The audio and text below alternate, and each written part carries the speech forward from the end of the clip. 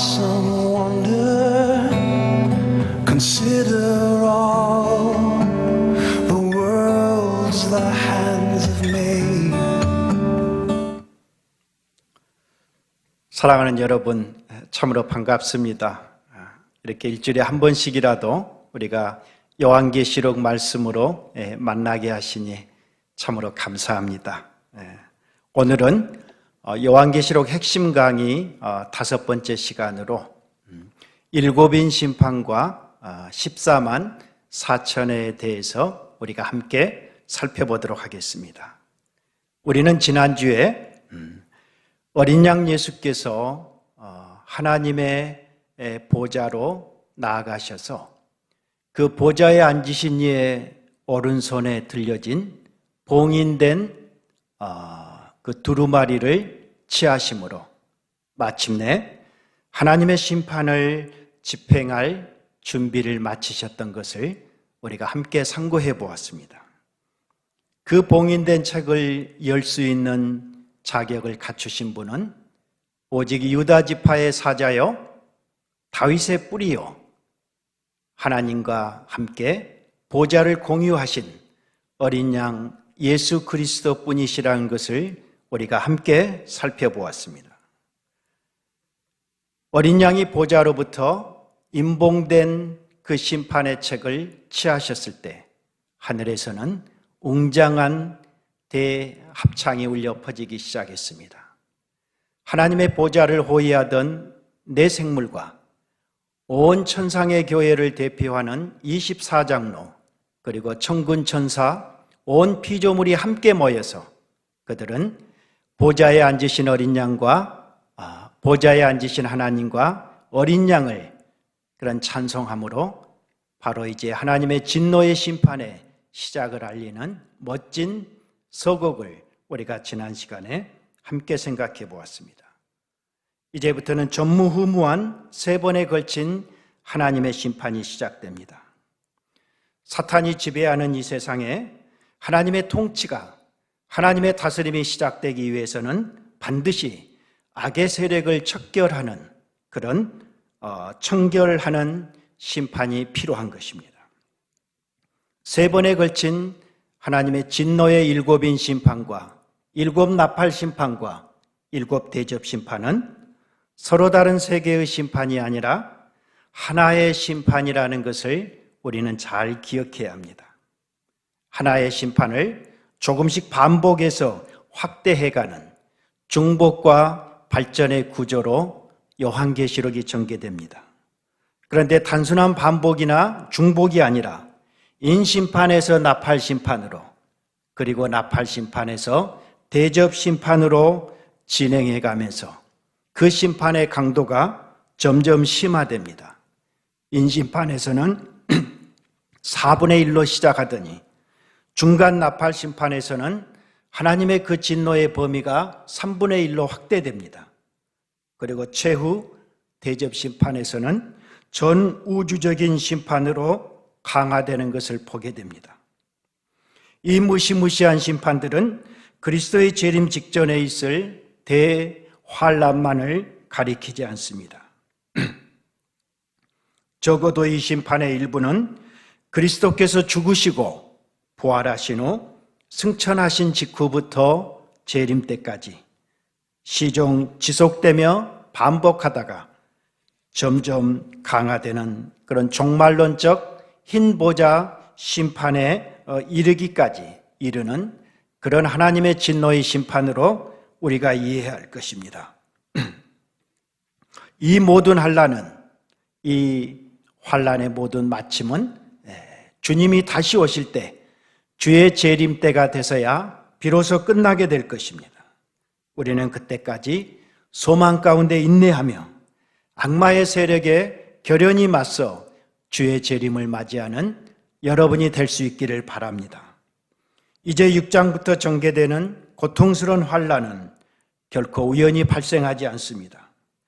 종말의 교회가 겪는 모든 그런 시련과 박해를 주관하시는 분은 바로 하늘 보좌에 앉아 계시는 이 심판을 집행하시는 어린 양 예수 그리스도라는 사실을 우리는 늘 기억해야 합니다.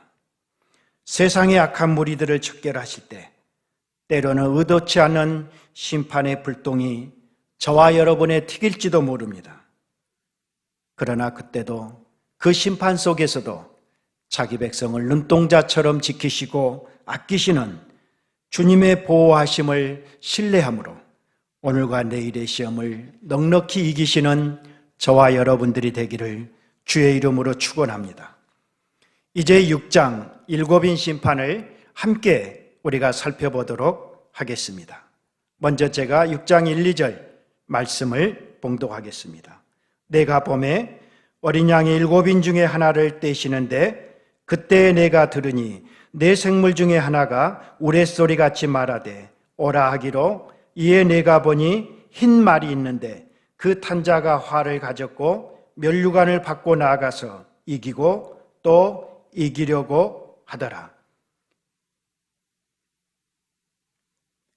마침내 7인을 떼기 합당하신 어린 양이 봉인을 떼기 시작합니다. 어린 양이 첫 번째 인을 떼자 내 생물 가운데 하나가 우레소리 같은 소리로 말에게 오라고 소리를 칩니다. 바로 그때 말과 그 말을 탄 기수가 등장하며 하나님의 7인 심판은 집행되기 시작합니다. 백마와 그 말을 탄 기수가 달려가서 이기고 또 이기려고 하였다고 본문은 기록합니다. 혹자는 이 백마의 색깔을 보고 단순히 그리스도라고 말하는 사람들이 있습니다. 그러나 흰색으로 가장하여 예수 그리스도의 사역과 그 능력을 흉내내어 자신을 의롭게 보이려고 속이는 그런 그리스도를 패러디한 악한 세력으로, 악한 존재로 우리는 첫 번째 백마와 백마탄자를 해석해야 할 것입니다. 비록 그가 파괴적인 무서운 일을 수행하고 있을지라도 오라고 하는 명령을 받으며 하나님의 명령을 수행함으로 궁극적으로 그들은 백마를 탄 자는 하나님의 주권 안에, 하나님의 손 아래 있음을 우리는 볼 수 있어야 합니다. 이제 3, 4절에서는 둘째 인의 심판이 시작이 됩니다. 둘째 인을 떼실 때 내가 들으니 둘째 생물이 말하되 오라 하니 이에 다른 붉은 말이 나오더라. 그 탄자가 허락을 받아 땅에서 화평을 제하여 버리며 서로 죽이게 하고 또 큰 칼을 받았더라. 어린 양이 둘째 인을 떼실 때 전쟁을 상징하는 붉은 말을 탄 자가 나와서 땅의 화평을 제하고 땅의 화평을 제하여 버리자 서로 죽이며 피 흘리는 그런 살육의 전쟁이 벌어집니다. 첫째인 심판에서 드러난 이기고 또 이기려는 탐욕적인 인간들의, 그 나라들의, 군세들의 정복 욕구는 이제 둘째인 심판에서 실제로 큰 칼을 휘두르며 피를 흘리는 전쟁으로 국가와 국가, 나라와 나라와 민족 간으로 발전하기 시작합니다. 여기 5절을 보니까 셋째 인을 떼실 때 내가 들으니 셋째 생물이 말하되 오라 하기로 내가 보니 검은 말이 나오는데 그 탄자가 손에 저울을 가졌더라고 기록하고 있습니다. 어린 양이 셋째 인을 떼실 때 이번에는 말탄자의 손에 들린 저울로 비유된 기근을 상징하는 검은 말이, 흑마가 그 기수와 함께 등장합니다. 검은 말을 탄 자가 손에 저울을 가지고 있었다는 것은 혹독한 전쟁 뒤에 뒤따르는 흉년을 상징합니다. 고대 세계에서 식량이 부족할 때는 저울에 음식을 달아서 배급했던 그런 많은 사료들이 나와 있습니다. 앞서 백마는 만족할 줄 모르는 인간의 정복력을 드러냈습니다. 둘째 홍마는 나라와 나라, 민족과 민족 간에 벌어지는 피 흘리는 살육의 전쟁을 상징했다면 이제 세 번째 흑마는 거친 전쟁의 뒤끝인 심각한 기근을 상징하는 것입니다. 이제 7, 8절에 넷째 인을 함께 보겠습니다. 넷째 인을 떼실 때 내가 넷째 생물의 음성을 들으니 말하되 오라 하기로 내가 봄에 청황색 말이 나오는데 그 탄 자의 이름은 사망이니 음부가 그 뒤를 따르더라. 그들이 땅 4분의 1의 권세를 얻어 검과 흉령과 사망과 땅의 짐승들로서 죽이더라. 어린 양께서 넷째 인을 떼시자 죽음을 상징하는 청황색 말이 등장합니다. 그 말을 탄 자의 이름은 사망이요 음부입니다. 그들은 땅의 4분의 1에 대한 권세를 얻어 칼과 흉령과 사망과 땅의 짐승으로 말미암아 사람을 죽입니다. 이 마귀에게 허락된 4분의 1을 죽이는 권세는 우리가 가히 상상할 수 없는 그런 권세인 것입니다. 4분의 1이라고 한다면 오늘날 대략 인구를 70억 인구로 계산했을 때 약 25%, 17억이 넘는 그런 인구를 살상하는 무시무시한 권세를 받는 그런 대재앙과 대환란의 시간이 되는 것입니다. 그러나 성도 여러분, 청황색 말의 기수가 땅 4분의 1의 권세를 얻어 심판을 대행할지라도, 비록 땅의 전체에 걸친 환란이 일어난다 할지라도 그 중에 4분의 1에 해당하는 사람들만 그들은 해야 할 권세를 갖는 것입니다. 그들은 4분의 1까지만 하나님이 정해주신 그 제한된 지경 속에서만 하나님의 심판의 진노를 집행할 수 있는 것입니다. 그 사망은 마지막 날에 모든 악인에게 임하게 될 것입니다. 그러나 하나님의 백성인 교회는 이 모든 심판이 하늘 보좌에 계신 어린 양 예수께서 집행하시고 통제하시기 때문에 우리를 향한 하나님의 심판은 안전한 심판임을 기억하면서 비록 우리들의 삶 속에 당하는 어려움과 시련과 환난 속에서도 우리는 꿋꿋하게 그 예수 그리스도를 신뢰함으로 그분을 바라보며 이 땅에 악과 싸우는 저와 여러분들이 되어야 할 것입니다. 9절에서 11절을 보면 다섯째 인을 떼시는 장면이 나옵니다. 9절을 먼저 보겠습니다. 다섯째 인을 떼실 때 내가 보니 하나님의 말씀과 그들이 가진 증거로 말미암아 죽임당한 영혼들이 제단 아래 있었다. 그렇게 기록되어 있습니다. 어린 양이 다섯째 인을 떼시는 그 순간에 순교자들이 제단 아래서 신원하는 기도가 나오는 것이 오늘 9절의 말씀입니다. 그들은 하나님의 말씀과 그들이 가진 증거로 말미암아 죽임을 당한 영혼들로 오늘 요한은 기록하고 있습니다. 그들은 말과 행동으로 하나님의 계시의 원천이신 그리스도 십자가와 부활의 구원 사역을 증언하다가 그들의 생명을 잃는 그런 순교의 제물로 그들은 주님 앞에 드렸던 것입니다. 그러나 이 순교자들이 제단 아래 있다는 것은 비록 그들이 이 세상에 악한 자의 박해로 말미암아 그들의 육체적인 생명을 잃었을지 몰라도 그들의 영혼은 하나님의 영원한 그 안전한 지배와 보호 아래 있다는 것을 암시하고 있습니다.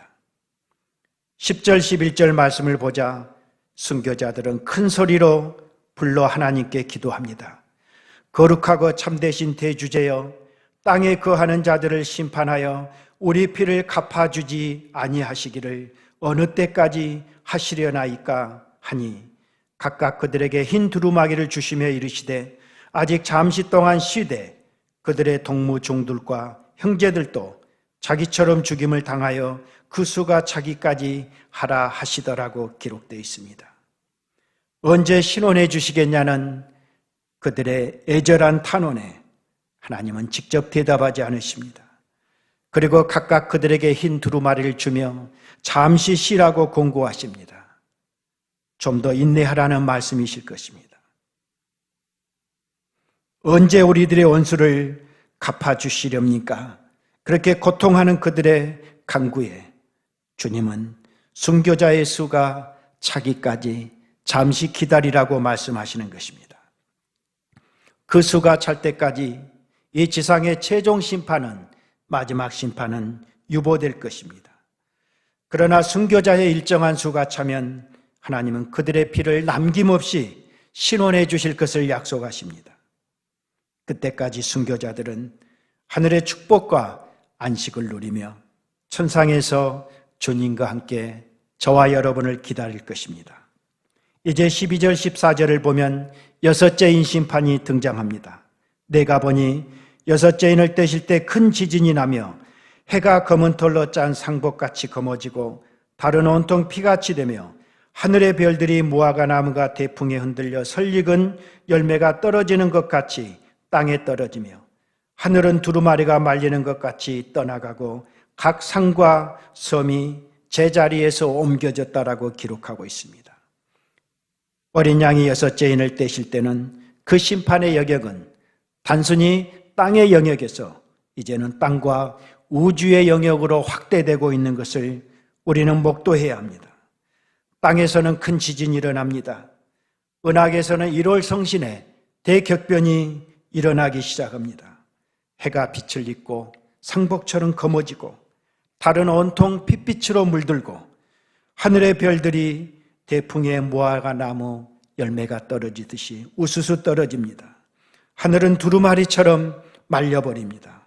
산과 섬들이 떠내려가는 그런 대격변에 도무지 전에도 없었고 이후에도 없었던 그런 엄청난 대환란의 사건이 벌어지고 있는 것입니다. 이는 인류 역사의 마지막 날에 벌어질 대환란의 모습입니다. 여기에서 이필창 교수님은 이것은 우주적 질서의 부분적인 파괴이지 전면적인 와해는 아닐 것이라고 말하고 있습니다. 맞습니다. 자연계의 질서 파괴로 인해 생태계가 심각하게 훼손되고 이를 통해 인간에게 치명적인 고통과 불편이 초래될 것입니다. 15절 17절 말씀을 보면 땅의 임금들과 왕족들과 장군들과 부자들과 강한 자들과 모든 종과 자유인이 굴과 산들의 바위 틈에 숨어 산들과 바위에게 말하되 우리에 떨어져 보좌에 앉으신 이 얼굴에서와 그 어린 양의 진노에서 우리를 가리라. 그들의 진노의 큰 날이 이르렀으니 누가 능히 서리요 하더라고 기록합니다. 땅과 하늘의 무서운 대격변에 그런 흔들림에 대한 이 땅의 지상의 사람들의 반응입니다. 땅의 큰 자나 작은 자나 부자나 빈자나 모두 무서운 하늘의 심판을 피하기 위해서 토굴과 산들과 바위 틈으로 숨지만 도무지 그들은 그 하나님의 임재와 진노의 심판 아래서 숨을 곳을 찾지 못하는 인생들의 모습입니다. 그래서 너무 두려운 나머지 하나님과 어린 양의 진노를 직면하느니 차라리 산사태를 당해 죽기를 소망하는 모습이 그려집니다. 하나님의 최후 진노의 큰 날은 어느 누구도 감당하지 못할 것입니다. 이제 무시무시한 여섯째 인이 떼어졌으니 마지막 일곱째 인이 떼어질 것입니다.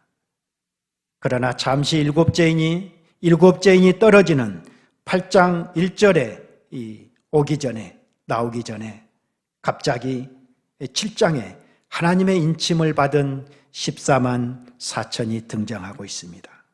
우리는 이 7장 하나님의 인받은 14만 4천을 우리는 주목할 필요가 있습니다.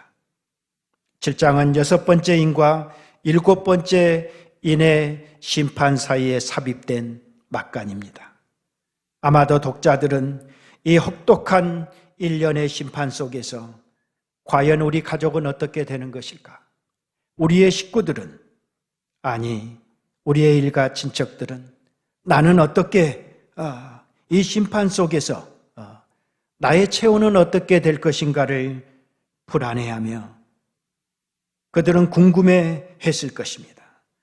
아무도 하나님의 무서운 진노의 심판 앞에 견딜 수 없는, 설 수 없는 그 맹렬한 심판 속에서 하나님의 백성과 교회는 어떻게 되는 것일까? 그냥 그 심판 속에 우리도 믿지 않는 불신자들과 동일하게 묻혀서 버림을 당하는 것은 아닌지, 그런 많은 의구심에 대한 해답으로서 오늘 첫째 막간 7장이 주어지고 있는 것입니다. 먼저 우리가 7장을 살펴보기 전에 결론적으로 말하면 7장은 이 무서운 심판과 환난 속에서도 하나님의 백성은 안전하다. 하나님의 백성은 끝까지 하나님이 그리스도께서 지키신다는 하나님의 그런 신뢰에 대한 그 약속을 우리에게 주시는 장인 것입니다. 하나님의 백성은 심판의 대상이 아닙니다.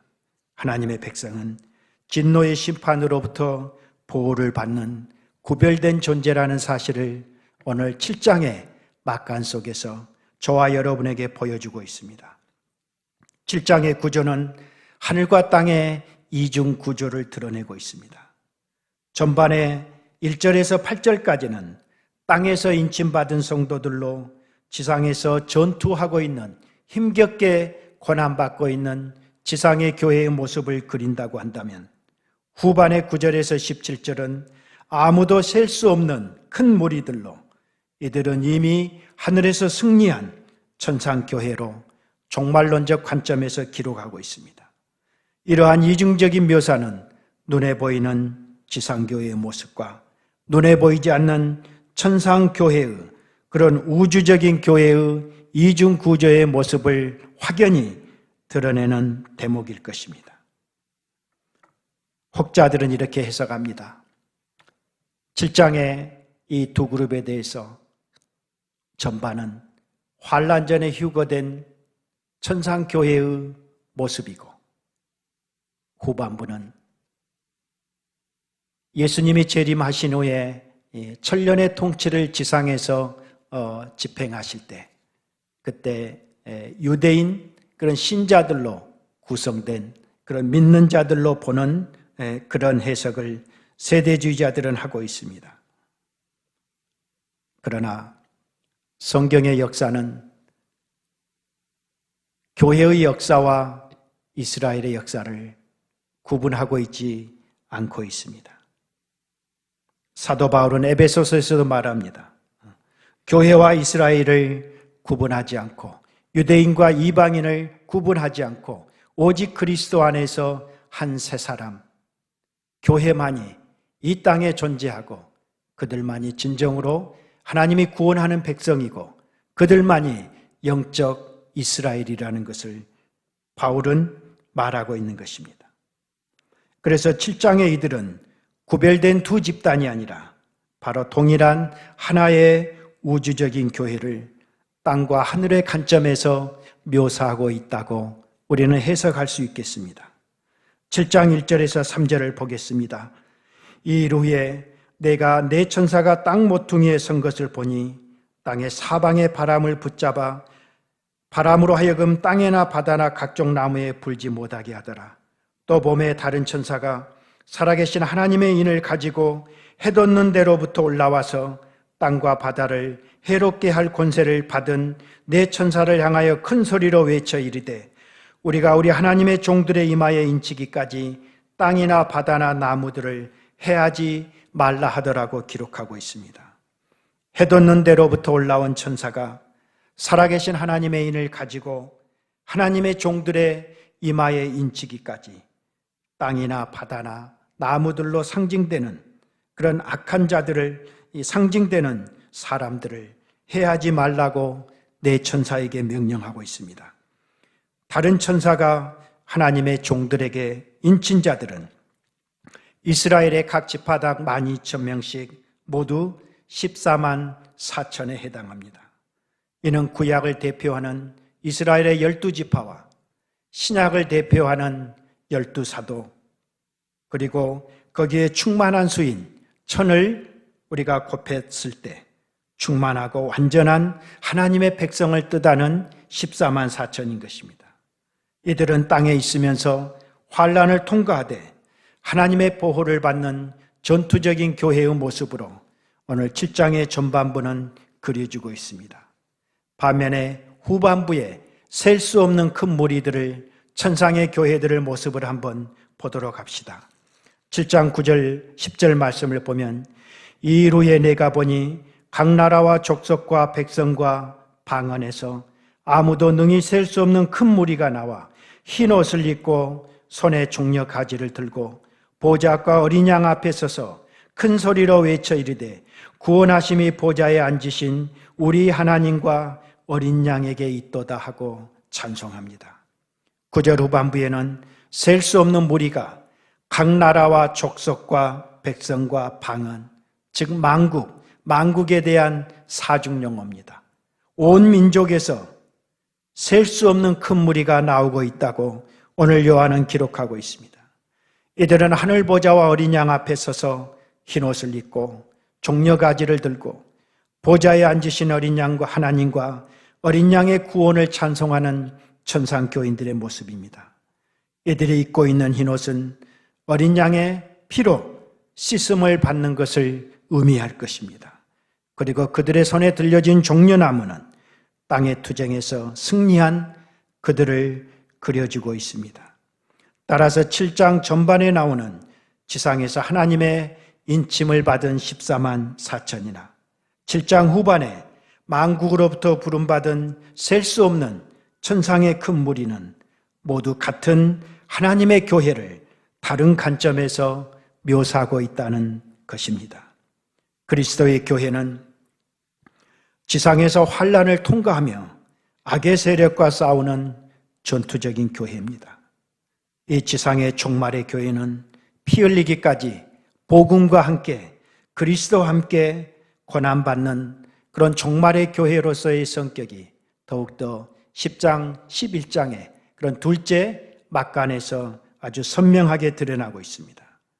또한 지상의 교회에서 뿐만 아니라 하늘에서 이미 승리하신 목자 되신 하나님의 교회는, 천상의 교회는 하나님의 공급을 마음껏 향유하는 그런 궁극적인 천상의 교회의 모습으로 나타나고 있습니다. 7장에 나타난 두 그룹은 별개의 그룹이 아니라는 것을 우리는 명심해야 합니다.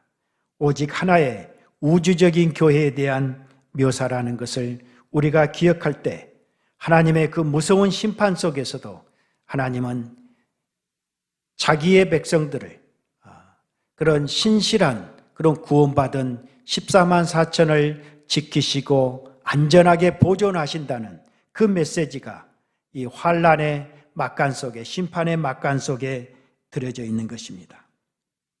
마지막 7장 15절 17절 말씀을 우리가 한번 보겠습니다.